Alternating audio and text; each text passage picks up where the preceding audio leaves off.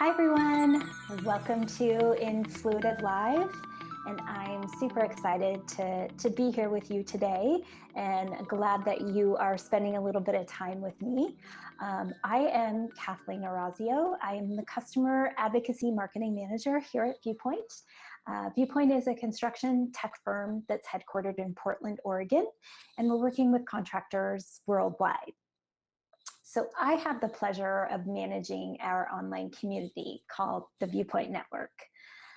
Right now, we're just shy of 5,000 members, and over 90% of our members are customers. So I wanted to give you that background for context. So again, I'm excited to talk to you today about how we've successfully used customer marketing activities and events to influence community adoption and in turn, overall customer success. So my agenda today. So first I want to cover how we've successfully aligned with community with customer marketing. Then I'm going to get into the meat of the session here, which is key customer marketing tactics that influence community adoption that we've been super successful with, and what kind and how we've leveraged community-sponsored cross-functional customer events to grow our community. And last but not least, some key takeaways. So first up, align with customer marketing. This is a biggie. So create your strategy and your plan. So we meet regularly with our customer marketing team to strategize and set a plan. So we're fortunate that every year corporate goals are set at the beginning of Q4, and overall marketing departmental goals follow shortly after. So we start by looking at the year at a high level. What are those big rock initiatives? What do we as a marketing organization need to accomplish in order to level up to those corporate goals? And then for me, how can we successfully use the Viewpoint Network as a marketing channel to affect those goals and meet all our goals as a department and also as a company? We also do quarterly planning. Looking at initiatives and goals for a particular quarter, looking back at the previous quarter, are there things that we've done that weren't that successful, and what can we do to course correct? And then we also look at breaking activities down by month. So this is where we're getting a little more granular. And one thing that's helped us be super successful and stay aligned is meeting on a regular cadence. So looking at results of the past period keeps us on track to meet goals for the next period. So we do this with weekly check-ins with customer marketing. These are just quick touch bases. Sometimes they don't even last 30 minutes. And then we meet monthly with our sales leadership. So making sure that they're aware of what we're doing to level up to those goals, and also give them a look back at the previous period and a look forward at the period that's coming up. And it's a great opportunity for us to get their insight too, as well. Okay, so the fun part. How do we best utilize the community as a marketing channel? So what campaigns can be most effective by community activities? So that's looking strategically at those specific marketing campaigns and how can community influence those and impact. And then on the flip side, how can community contribute to the success, the overall success? And then customer marketing tactics that influence adoption of the community. What do those tactics look like? And this is where we really get into brainstorming, whiteboarding things out, sticky noting things out. Of course, now we're doing that virtually, but it's still equally as effective. Okay, so key customer marketing tactics. I wanted to share with you today some things that we've done within our organization and our community to make sure that we're meeting growth and adoption goals. So first up, customer webinars. So we have several customer product webinars. We also do thought leadership webinars, training webinars. I'm sure things are similar within your own organization. But one thing that I wanted to make sure and mention here is you want to include a slide that the webinar presenter can use in every webinar that's applicable. Include talking points for the presenter. So what are those key points and community benefits that you want to get across to that audience? So make sure you know your audience when you're preparing that slide. Consider joining the webinar at the end. Oftentimes, I'll just ask the product expert, hey, is it okay if I pop in for the last few minutes and talk about the Viewpoint Network? They're more than happy to have me join. And we found that there's higher join rates when customers can connect a face with the community. Because it's kind of like before they come into the community, there's someone that they know, that they feel comfortable with. And then webinar follow-up emails. So I'm sure you all use them. So these are the emails that go out after the event is over and oftentimes include a thank you and a link to the on-demand recording. We found it's very effective to include another mention about our customer community and giving them another opportunity to join. Perhaps during the event, they didn't take note of that particular slide, or they thought they'd do it right away, become a member, and it just, fell off the radar. So this is just another opportunity to reach them. So customer email sends. So this is really a two-way street. Not only is it great for cross-sell and upsell, but it's also great for community adoption. So add a community invite to all appropriate emails. So we found this works really well if the EDM has an educational focus or a little bit of an educational twist. So make sure you include some information at the bottom of the page or your email send that tells people about your community and invites them to join. And complement the email send with an activity in the community. So this is an activity that we create that happens to drive to the same landing page as the email send. So our Marketo instance is set up in such a way that our landing pages are integrated with our Salesforce campaigns. So it allows us to track activity data in the Salesforce campaign as a click or either a form fill. And we also use UTMs on the landing page to make sure our community gets recognition for those touches. Okay, next tactic I wanted to tell you about, quarterly technology huddles.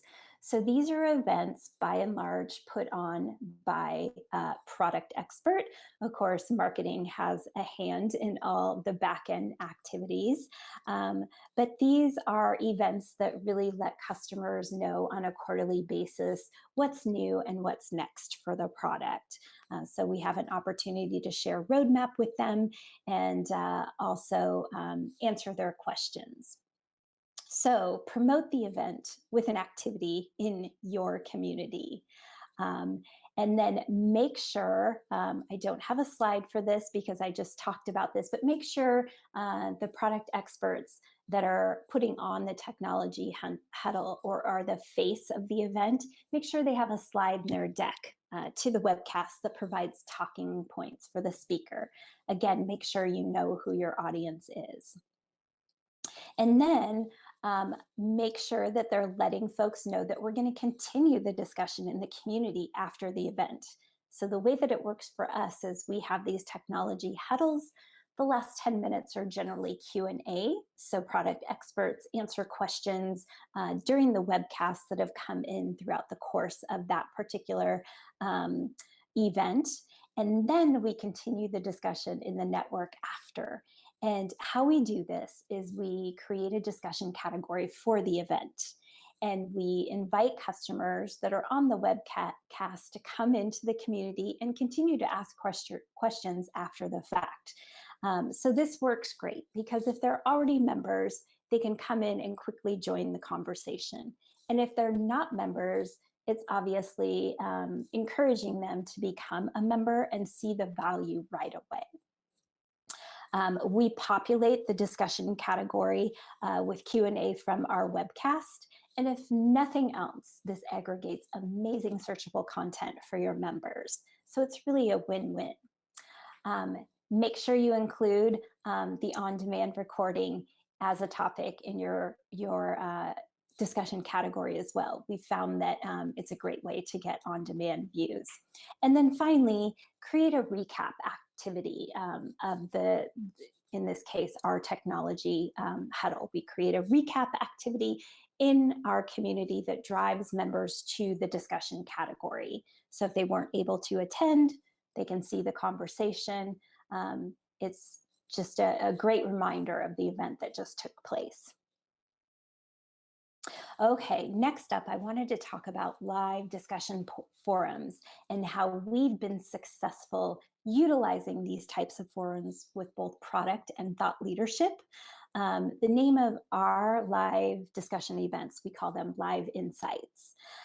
And what we do is at a given hour on a given day, we have a product expert or a thought leader or a group of folks available to answer questions within a particular discussion category in the community. So we found it works best if you create a discussion category specific for this event. We do 3 different activities. One is to promote the event with a save the date and make sure to include calendar links for iCal, Google, and Outlook in this particular event. You also want to make sure that you're letting folks know where the discussion category is and that they can populate questions in advance of the event if they want. We also do a reminder. This generally happens in the form of an activity that takes place a few days before the event, just making sure folks, if they miss that first activity, they know that this is coming up. And then recap. So after the event, make sure you do a recap activity, very similar to the technology huddles. This drives traffic to this particular discussion category. Gamification. So I wanted to talk to you about how we gamify these types of events, which is really enhanced participation and engagement. So for everyone that attends any live insight, they receive 100 points. We also give them 100 points if they post a question in advance. So it really encourages folks to, not wait. It creates some urgency behind it because they know they're going to get those 100 points. We also, for every member who attends a Live Insights, they're badged. So we do a unique badge for each event. So it's kind of cool to see members who've attended several of these, and their badge library is pretty sizable. So with these, I thought it would be advantageous to take a minute and talk about lessons learned, because live events can be kind of tricky. So this is what we've learned. Make sure members understand what a live discussion is and that there is no audio and no video.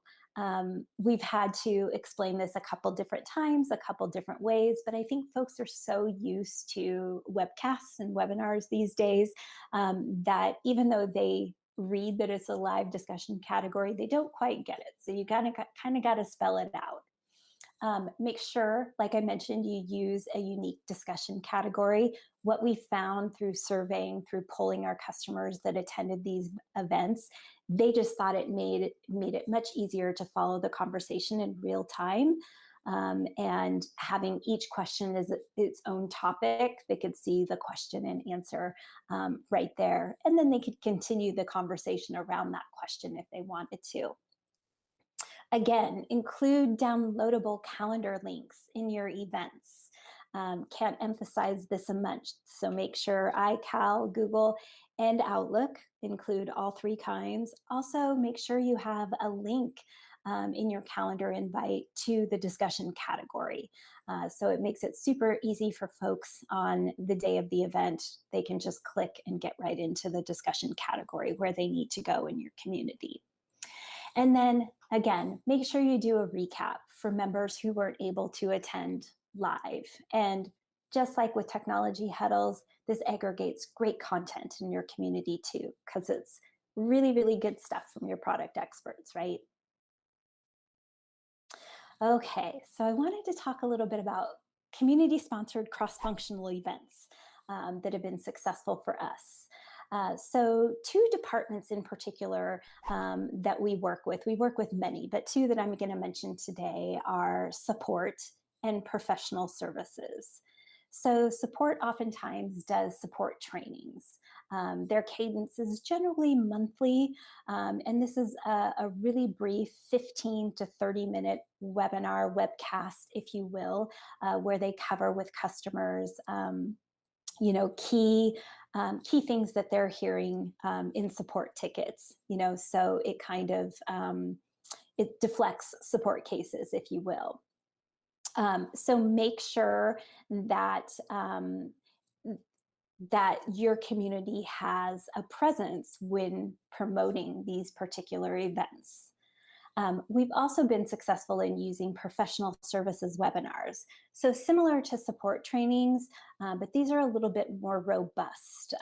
These generally get into a little bit more of the nitty-gritty and sometimes customization.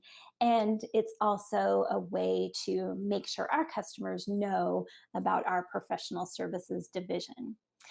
So make sure that your presenters are mentioning sponsorship at the beginning and end of each event. Again, I've said this a few times, but make sure you know who your audience is and provide talking points for the presenter that's going to be speaking. Make sure they have clear instructions on how to become a member and remind them that among the many benefits of membership that your community offers, they can continue their learning of their products and services by being a community member. Okay, so that takes us to key takeaways.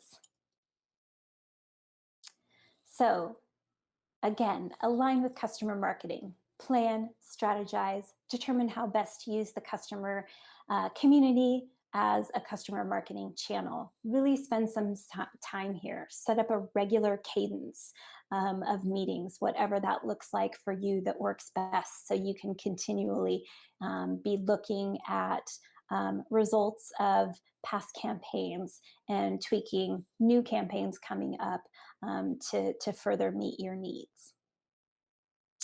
Execute key customer marketing tactics that influence community adoption. So hopefully today I've given you some ideas by telling you about the things that we've been successful with. Make sure you're just continually trying those new customer marketing tactics in your community, keeping it fresh. And lastly, team with your internal stakeholders to plan community-sponsored customer events. Make sure you're giving customers clear direction on how they can become a member of the community and what the benefits of membership include. All right, you all. So thank you so much for giving me the opportunities to spend some time with you today. I hope you found this informative and have some ideas on things that you can try in your own community. I included my email address on this last slide, so please reach out if you want to have a conversation outside of our Q&A that's coming up. I love to collaborate. I love to hear what other community admins are doing that's working in their communities, to be successful. So I look forward to answering all your questions. And again, thank you so much. Wow, that was a great presentation. But I bet you still have questions. Well, guess what? It's question time now. Start asking below.